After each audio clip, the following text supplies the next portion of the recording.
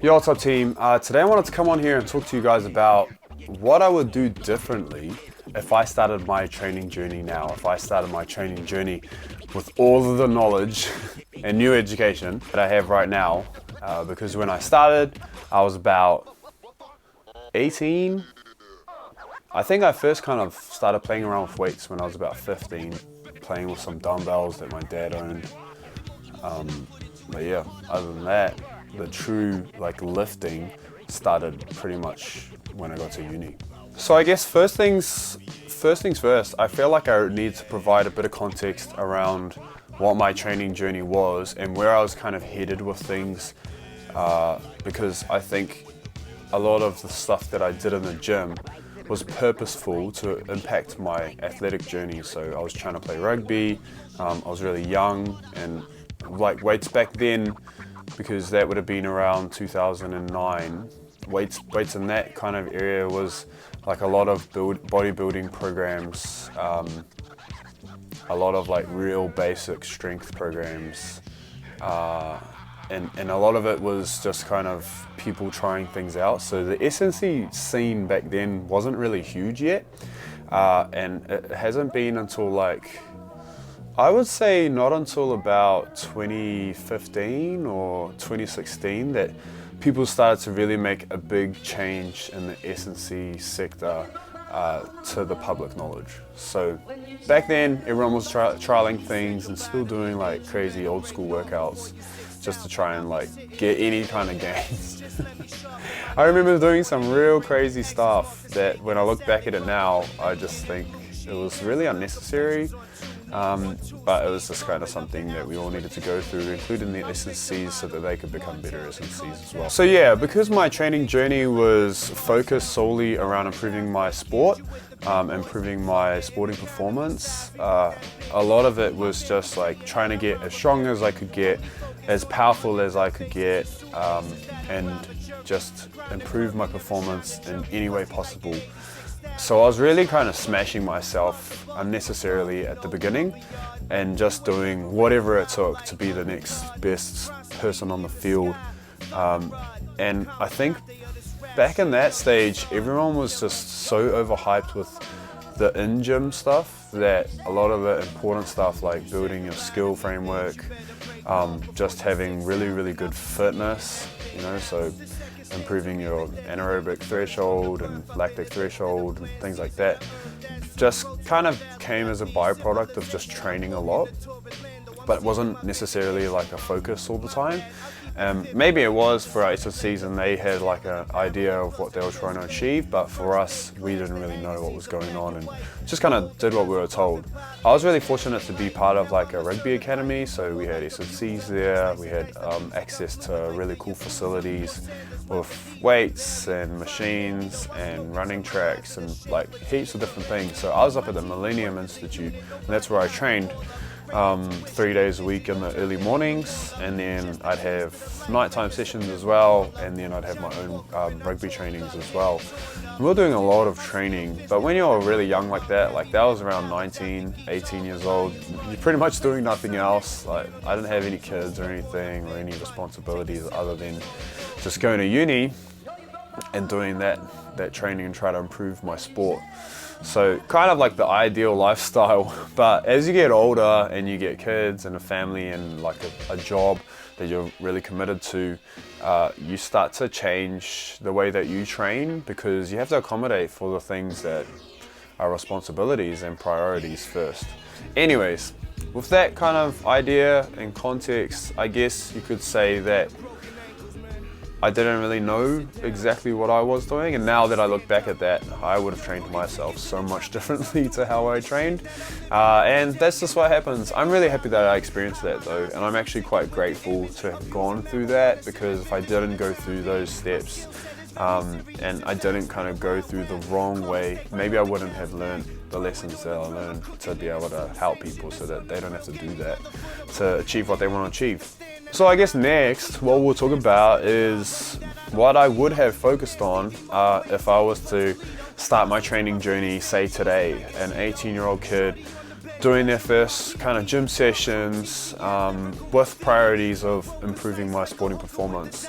And even if you weren't an 18-year-old kid trying to improve your athletic performance, where I would suggest you focus so that you can get the most longevity out of your training, take care of your body so that when you're hitting 30 and when you're hitting 40, you just have a really solid plan around how to train, how to back off, how to make sure that you're doing enough and not too much. Because these seem like simple things, but a lot of the time this stuff is really difficult to try and understand if you don't have like kind of a priority list to follow. So let's run over that priority list now. So one of the most important parts when it comes to your training is definitely your technique and your form.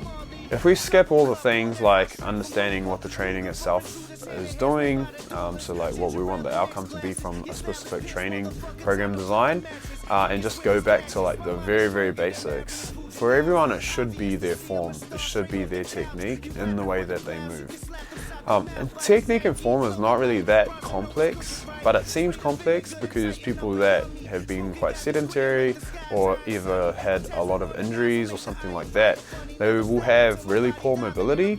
And then that's just where everyone ends up starting, and especially those people that just didn't train or have like an athletic lifestyle growing up, and they get to like their 30s and then they start to experience mobility impingements and just difficulties in just basic movements. And I guess I label those things as basic movements because most of the movements that people want to be able to do, children can do. And when I say children, I mean like babies. So when you see like a baby walk for the first time, and then when they want to pick up something off the ground, they don't usually hinge over to grab it. They will full squat right down in bare feet and pick that thing up. Or they might even just sit there for a little while as well. So the mobility of a baby, but at 30 years old. So how do we start to achieve that? And it just comes down to prioritizing the way that you're moving.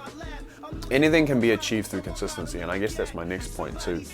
But if I was starting again at 18, I would definitely prioritize my form and my technique and my mobility over everything else, like more so than the weights that I lifted, the power outputs that I had, the fitness, etc. Because I would like longevity in my plan, and I feel like I kind of hindered a bit of that longevity through some of the choices that I made with my previous training program. But lucky for me, I'm in my 30s, I still got time. My next thing would be, instead of trying to get my outcome and my result then and there, this is the thing, right? Quick fixes, everyone wants them.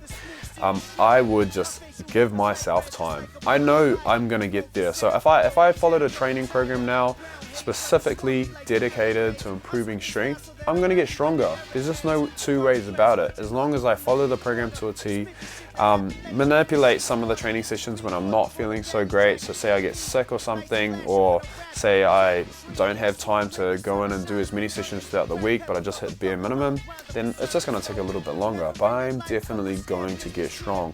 And if I wanna work to a specific number, say I want a 200 kg deadlift, I just reverse engineer it back down to where I'm at right now. So we kind of have a look at where we're at, have a look at where we want to be, and then we just fill in the blanks in terms of program design.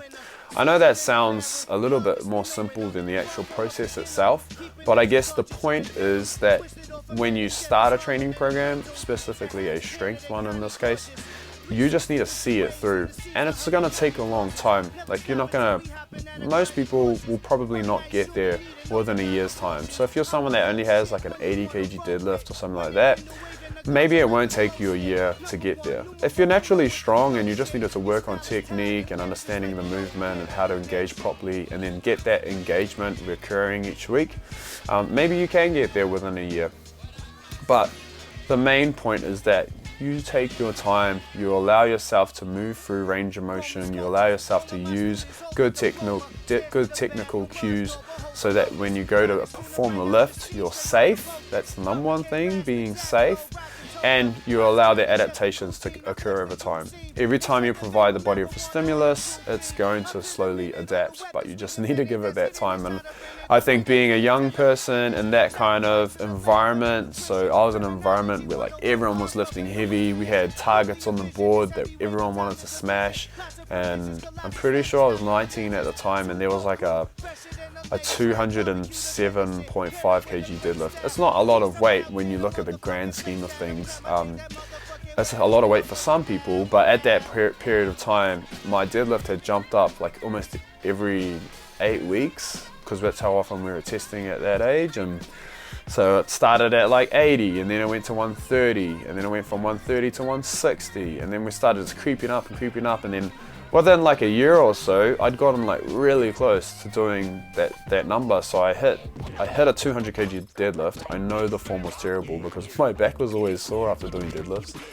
And then during the session, the boys were just so amped, and they just said like, "Oh, do this 207 because then you'll be above that guy." And I was like, "Oh yeah, okay, I guess I'll give it a go." But the compromise was my form, and the long-term, I guess, consequence is that I get like a sore back, right? So that's where it started, right? 19 years old, lifting way too much weight in the gym. For what purpose? Just to lift heavy, really, show off. And then years down the track, get back injuries and, you know, other different things. And maybe it wasn't caused by that deadlift. I do remember going to see the physio though, and being told that I have degeneration in my discs and my lower back that shouldn't be there when you're like 20 years old. But maybe it wasn't caused by that. Maybe that was just like one little area.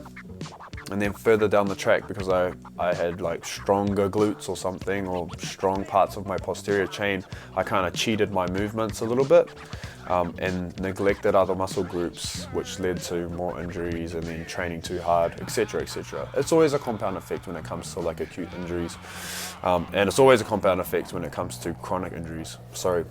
Not always a compound effect when it comes to acute injuries, chronic injuries. But by kind of neglecting my form and neglecting technique, I ended up with a lot of different issues in the long run. I did end up hitting like bigger deadlifts throughout my lifting career so far, but they're always kind of ego driven, and I was just kind of doing them for the sake of it, you know, like I was drifting really far away from improving athletic performance, which was like my goal. But I also had this gym goal of like hitting these numbers that they're just like arbitrary, you know, like there's no need for them, they're super unnecessary. And I guess that's the next point, is like what is your outcome? What is your result that you really want to achieve? If you're just trying to achieve like weight loss, you're just trying to get a bit stronger and get some tone and some definition in your muscle, you don't need to lift heavy weights. It's all about how you're moving weights. So you still need to do weight training, resistance training, but you don't need to lift heavy weights. So I guess that's kind of my third point, is what is the outcome? What do I want to get out of this? And what is the path of least resistance? Because doing all these heavy weights all the time and hard trainings all the time is really unnecessary. In the words of one of my coaches, that's overkill. And it's overkill because you're doing something that only has so much carryover to what you really want to see in the end result. So having a more specific plan. So yeah, so far we're looking at like just being way more consistent, prioritizing our form and our technique, and making sure that what you do, what your method is, relates to what the end outcome is going to be. Alright, if I want to be really good at swimming, why would I go and try to get max deadlifts in the gym? Why would I go try to be someone that's like the best sprinter on a track and field? I should be swimming, you know? So usually the most simplest answer is the right answer.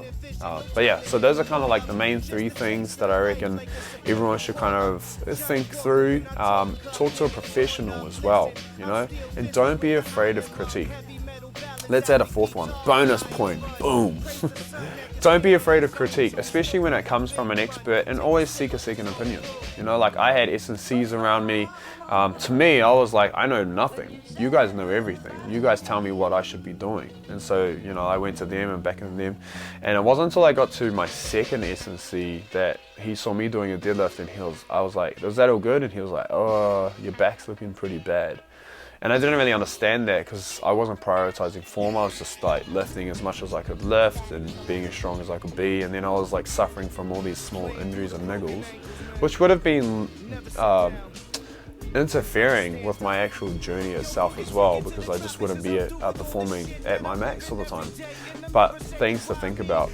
So anyways guys, I hope you enjoyed that video. I hope it's really helpful, but I definitely think if you're thinking about the long term, if you're thinking about like, I'd love to start this training journey and make sure that I get the most out of this training journey, I reckon these 4 points are the most important points that will help you on your training journey, regardless of what age you are as well. Like I started my training journey with weights and in the gym and training really hard when I was about 18, 19. But you could be like in your 30s now, you could be younger than that, you could also be much older than that, and it doesn't really matter. But I still think that these points apply to everyone if they're starting their training journey today. Yo, what's up team? If you made it this far into the video, you know what to do. Drop a young sword down in the comments below. We really appreciate all of the support we've been getting. Man, TCT's starting to blow up now. It's been so awesome. We got merch, we got the website, we got the gym that's pumping at the moment. If you're ever in Tauranga, in the Mount, and you want to come through for a session, just hit us up at The Collective Training on Instagram. It's the best way to kind of communicate with us. Otherwise, we still have our email going as well, thecollectivetraining@gmail.com. Haven't really had a chance to kind of link it up to the website so that you can have it all fancy, so that it would just be like my name at thecollectivetraining.com. But yeah, I'll get onto that ASAP. Anyways team, hope you enjoy the video.